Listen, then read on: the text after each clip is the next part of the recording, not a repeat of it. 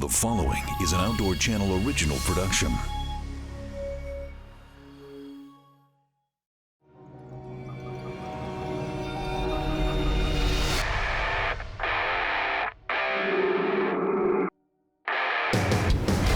I'm Robin Bird. I'm an ex-Navy deep-sea diver and a marine naturalist.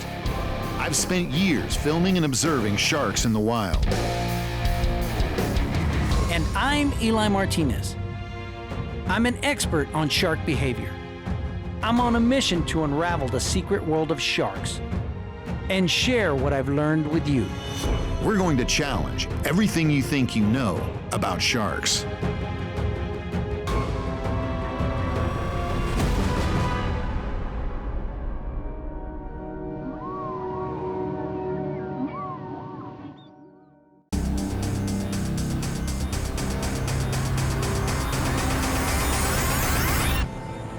Well, it's a hot day down here in southern Florida, and you can tell because I'm sweating like Fat Elvis.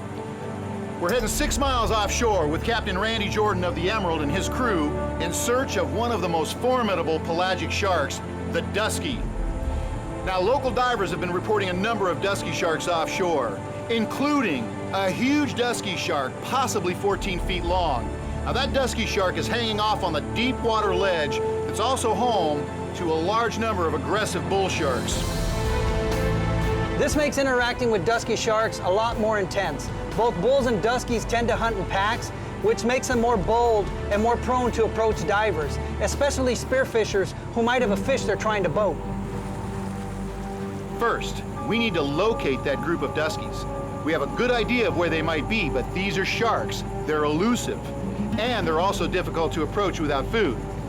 Our first goal is to show you how they react to chum in the water, how that gets them going. And then we're gonna spear a fish right in their midst, and that's when it's gonna get crazy. But Robin, our main goal is to try to find that monster Dusky shark. I've never seen a Dusky that big, and I really hope we get to see that animal. Dusky sharks are impressive. They average 8 feet in length, but can reach lengths of up to 14 feet and weigh over 700 pounds. This is a slender shark, and young Duskies are often confused with silky sharks because they're often seen together. Duskies are long-lived sharks. They can live up to 50 years, and they don't reach sexual maturity till about 20 years of age. That's a big problem for this shark. They estimate that in the Gulf of Mexico and on the coast of Florida, Dusky populations are down about 15 to 20% of what they were in the 1970s, and this is due strictly to commercial overfishing. So what does a big bad shark like a Dusky eat? Well, they eat a variety of fish. They eat a lot of sharks. They also eat stingrays. They eat sea turtles, octopus, and you can also find them occasionally feeding on whale carcasses. The Dusky shark is not known to be aggressive towards divers. However, this is the only shark that has ever chased me out of the water. So jumping in today, I definitely respect this shark, and I'm gonna be watching not only myself, but everybody else in the water with me. It's a beautiful shark, but I don't trust it. So Randy, there's a lot of controversy about people misidentifying Duskies with silky sharks, especially when they're 5, 6 feet long. Some people are pretty good at it. I've heard some biologists have a rough time with it. So how do you differentiate a Dusky? How do you know that's a Dusky shark when you come up on it? Oh, it's easy, man. Attitude. You come up on a silky, they're sweet. They come around, you can pass them a little piece of bait at a time, a little piece of chum. They're real happy. They get in a line, they're really polite. Dusky just comes right up, trashes everything, takes what it wants, leaves you, and says, hey, I'm a Dusky. That's what we do, you know? So you can tell pretty quick by their attitude. So it's all about attitude with the Dusky shark. But you'll see attitude for sure. So we're about 3 miles from the first drop where we think the Dusky sharks are gonna be found. And Eli, our first goal really is just to find Dusky sharks. They're not that common. How are we gonna do that? Well, what we're gonna do is we're gonna use fish and chum to attract the sharks. Duskies by nature are really shy, so unless we have something to entice them, they're not gonna wanna come in. And we're going to an area where spear fishermen see them all the time. So that's the first place we're gonna go look, and we'll see how it goes. Great, well, our next goal after that is to see how they react to that chum that's in the water. And as we see how worked up they're getting with that chum, we're gonna let either Randy or John Dickinson shoot a fish right in the middle of that pack. And how out of hand do you think that can get? it can get pretty out of hand. I mean, these sharks are very confident, they're very bold, and if we spear a fish, they're gonna wanna try to grab that fish, and it gets extremely competitive. They're probably not gonna be alone. There might be some bull sharks in the mix, there might be some silkies, so it can be very competitive, and it can get really out of hand really fast. We're 7 miles offshore from Juno Beach, Florida. We're on the hunt for dusky sharks. Our team is gearing up for our first dive. Everybody in your gear. Here, it's over 150 feet deep. And this is where you begin to find dusky sharks. A large, very bold predator of open water. Our first challenge is to find the pack of duskies recently reported by spearfishers, to see how they react to chum and us. So I want to show you a little addition I made on my camera. The most dangerous shark is the one that's behind you. The one in front of you, you can deal with, but the one you can't see behind you, that's a dangerous shark. I actually put a rear view mirror on my underwater camera system. So hopefully, I'll see the sneaky one coming up behind me. Yeah, he put a rear view mirror on his camera so he can see where he's going when he's backing up, getting away from him. So I can see the look on my own face. We take our time gearing up for the first dive, double checking our equipment. Randy Jordan is putting us right on the spot where packs of big dusky sharks have been harassing spearfishers. But will they show up today? Our driver Colin sets us up. The current's pushing these, right? And we enter the warm, clear water.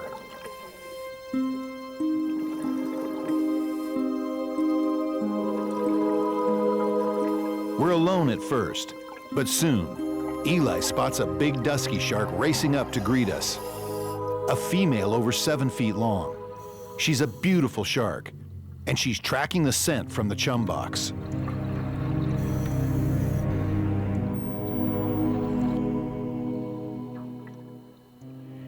We're joined by a second dusky, another female, gliding around us completely unafraid, almost unimpressed with us. She's seen humans before.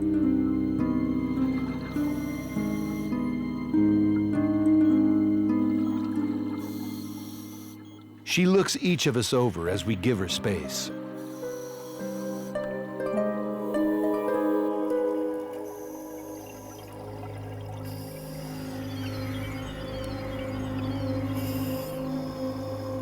We haven't really begun to chum yet, but the chum box is already spreading an invisible scent trail for hundreds of yards, attracting even more duskies. And these big sharks mean business. They sense something is up, and they're waiting for an opportunity.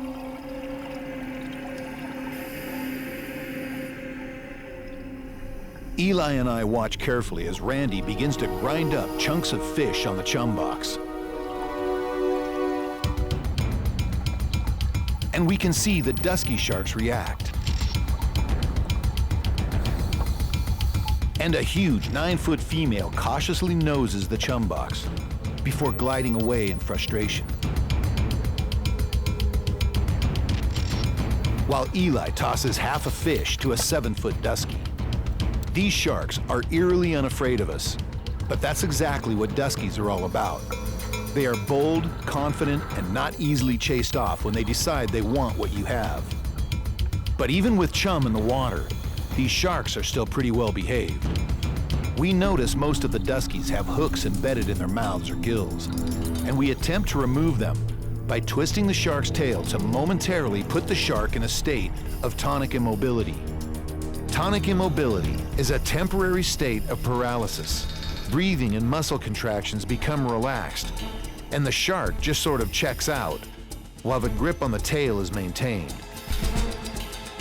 Randy Jordan uses special pliers to grab and remove the hooks. We're out here looking for dusky sharks in an ocean where there are no fences. There's no fences. There's nothing that's gonna keep any shark in or out. And then as we get up into mid-water, the first big dusky comes in. Then another big dusky comes in, and then a medium size, and another medium size. Pretty soon they're just swirling around us, and we're in this ballet with dusky sharks. Everybody kept a cool head, and more than once we put the dusky sharks into a state of tonic immobility by grabbing the tail and twisting the tail, because a couple of them had big hooks in the jaw, and we were trying to get those hooks out for them. We did our good deed for the day, but we have 2 more dives left, and we still have a big goal, and that's finding that monster dusky. Oh, here you go. There you go. So this is straight from the dusky's mouth.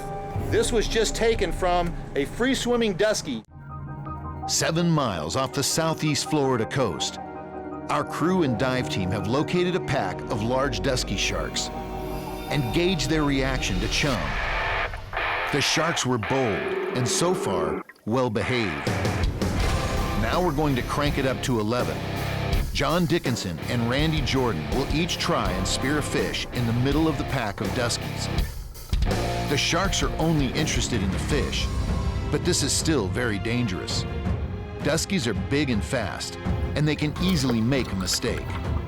And still out there, a gigantic dusky shark named Shaka, so large that it's been mistaken for a great white.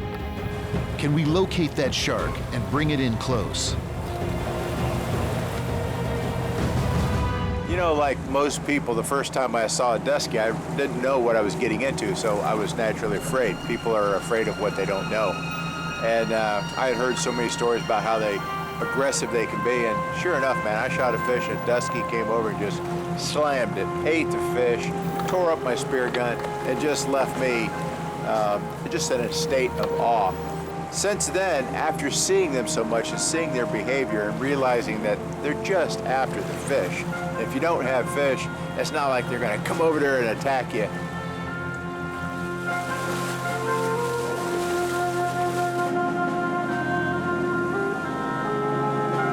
As we approach the GPS location of our next dive spot, we begin gearing up, but no one is talking. We all know when a fish is speared in this pack of sharks, it will probably get crazy and dangerous. I'm good to go, guys. All right, set them up. Let's do it.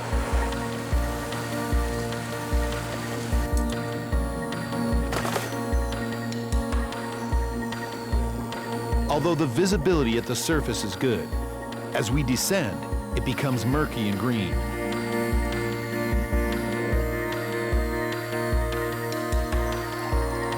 Randy wastes no time spreading out a trail of chum, while Eli and I watch and wait for the first shark to show up.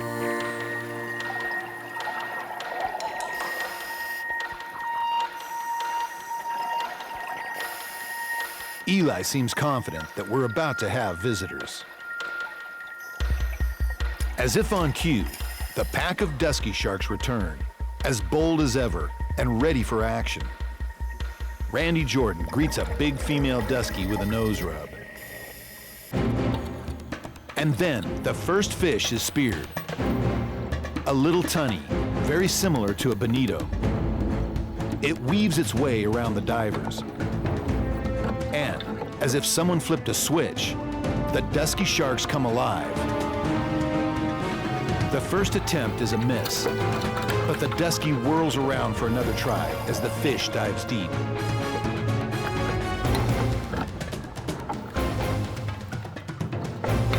Randy grabs the shaft, trying to control the fish, as a big female dusky charges in to claim the prize. Another dusky roars into the scene to claim any remaining chunks.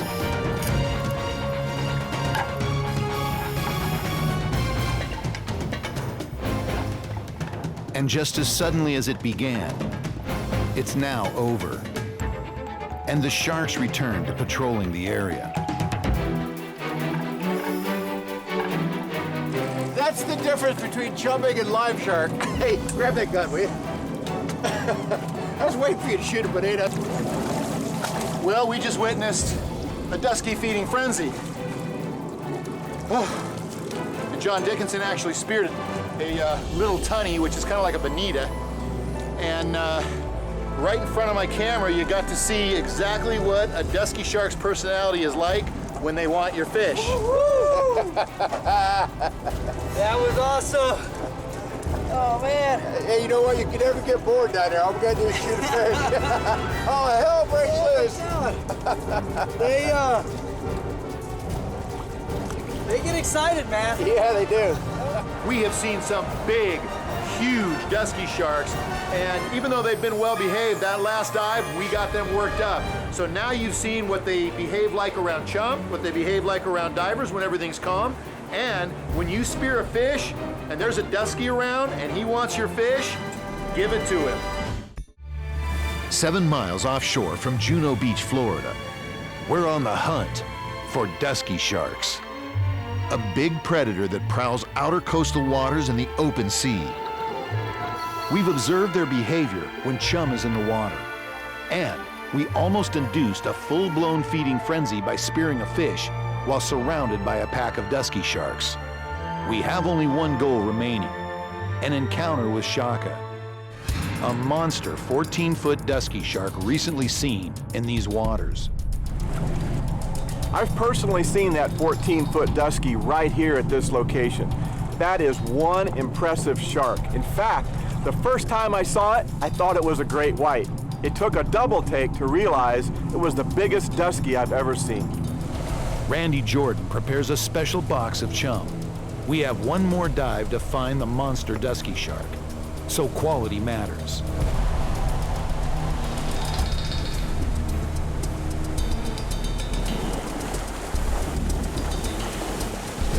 We're all fantasizing an encounter with this huge shark. It would be burned into our minds forever. A 12-foot dusky is a massive, massive shark. A 14-foot dusky has got to be ridiculous. I would imagine that shark is probably around the 12-foot range. If it's a 14-foot, this is a monster. And if they're mistaking this shark for a great white, we're talking about a very, very big shark. Either way, whatever side, 12-foot, 14-foot, I can't wait to see it.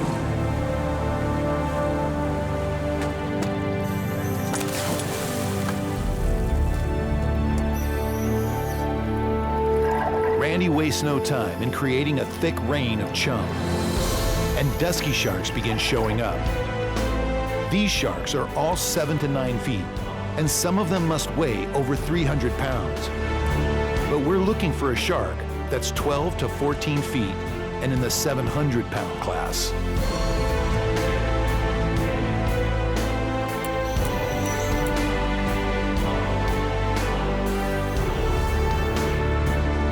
Duskies are mysterious to most divers and fishermen. They're rarely seen and identified, which seems odd for such a large and noble predator of the open ocean. They are powerful, cautious, intelligent sharks. And we're all thrilled to have encountered so many large duskies. Yet we're also running out of time to find the monster dusky. The thought of encountering this huge shark has totally consumed us, but hope is quickly fading. Randy Jordan begins tapping his knife on his spear shaft in a last-ditch effort to attract the monster dusky within camera range. But we're running out of air. Our time is up, and we head for the surface. I say goodbye to the dusky that's been keeping me company. Eli says it all with a shrug. Even though we've had an extraordinary day diving with dusky sharks, not finding that monster dusky is a big letdown for each of us. Eli, it's been an incredible day. To see this many duskies, to see this many big duskies is extremely rare. And to see so many sides of their personality and to see so many different behaviors is extremely rare. But that's what this show is about, is shark behavior and how human behavior affects shark behavior. But Eli, we didn't pay off the 14-footer. No, we didn't. That shark is still a myth to me. Until I see that shark, it's just, it's just a big fisherman's tale.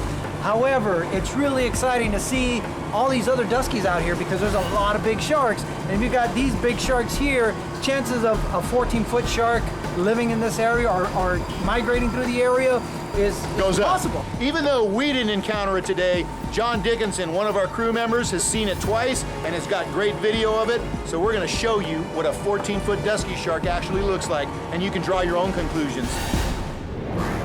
A few things are clear in this video. This is a huge shark, over 12 feet long. It's probably a dusky. And it appears to be a female, which makes sense because female duskies grow much larger than males. And like most big sharks, she's very shy. This is a big ocean, and monster sharks do exist, but they're seldom seen. The reason they survive long enough to reach such a massive size is because they are extremely wary individuals. Our group may have just been too much for the monster dusky, but she's still out here, and we'll be back. And we'll see you next week on Blue Water Savages.